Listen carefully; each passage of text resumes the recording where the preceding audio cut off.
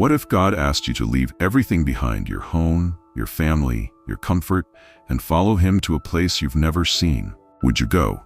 This is exactly what happened to Abraham, a man whose story began with an impossible choice, but ended with a legacy of faith that still inspires us today. But what made Abraham so special? Why is he called the father of faith? And what can his story teach us about trusting God's promises in our own lives?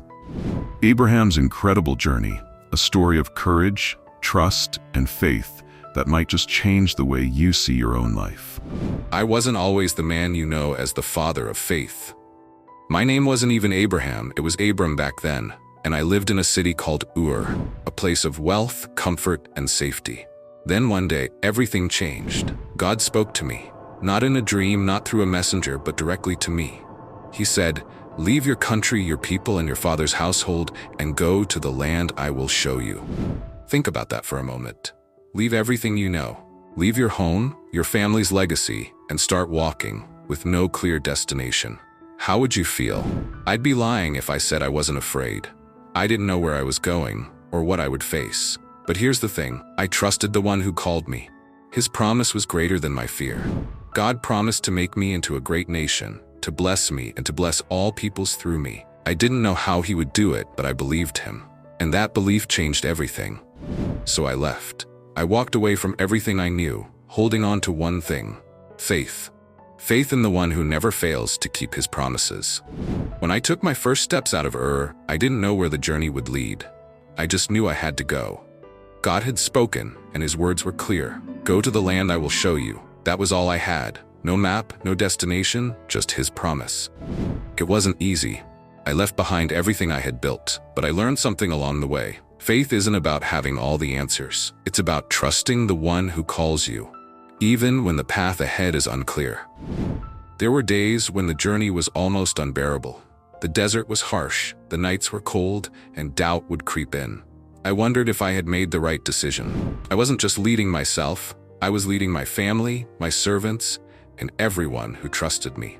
Their hopes and futures depended on my obedience to God. Along the journey, I built altars, not because I had reached the destination, but because I wanted to thank him for guiding me each day. Faith is about walking when you don't see the whole picture, trusting that the one who called you knows the way. And here's the truth. That same God who called me is calling you too. He doesn't always show the entire path, but he always walks with you. Walking in faith isn't easy, but it's worth it. My story taught me 3 powerful lessons that I believe can change your life, just as they changed mine. First, you have to leave your comfort zone. For me, that meant walking away from Ur, a city where I had everything: wealth, security, and community. But I've learned that growth and purpose often require us to let go of what feels safe. What's your Ur? Is it a job you're afraid to leave? A relationship you know isn't right? Faith begins where comfort ends. Second, trust his promises, even when they don't make sense. God told me I would become the father of a great nation, but I didn't even have a child. It seemed impossible. But with God, impossible doesn't exist. You may not see it now, but if God has spoken a promise over your life, you can trust him. He always delivers. Always. And finally, faith is the foundation of every fresh start. God didn't just lead me to a new land. He gave me a new purpose, a new identity, and a future I never imagined. Your journey of faith could be the start of something incredible. Don't let fear hold you back. God's plans are always bigger and better than you can see right now. So what about you? What is God calling you to do today? Looking back, there were moments in my life when God reminded me that his promises were greater than my doubts. One of those moments was the covenant. God made a promise to me. He told me my descendants would inherit this land, and through them, all nations would be blessed. Then came the day he changed my name. I was no longer Abram, exalted father. God called me Abraham, father of many. It was his way of telling me that my purpose was far greater than I could imagine.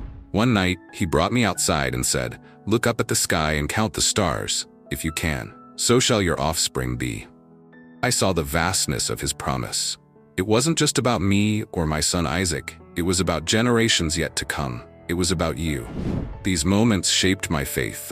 The covenant, the name, the stars, they reminded me that God is faithful, even when I couldn't see the full picture. You don't need to have all the answers. Just take the first step. It could be as simple as reaching out to someone, starting a new project, or letting go of something that's holding you back. What's your first step? Take action and trust that He will guide you, just as He guided me.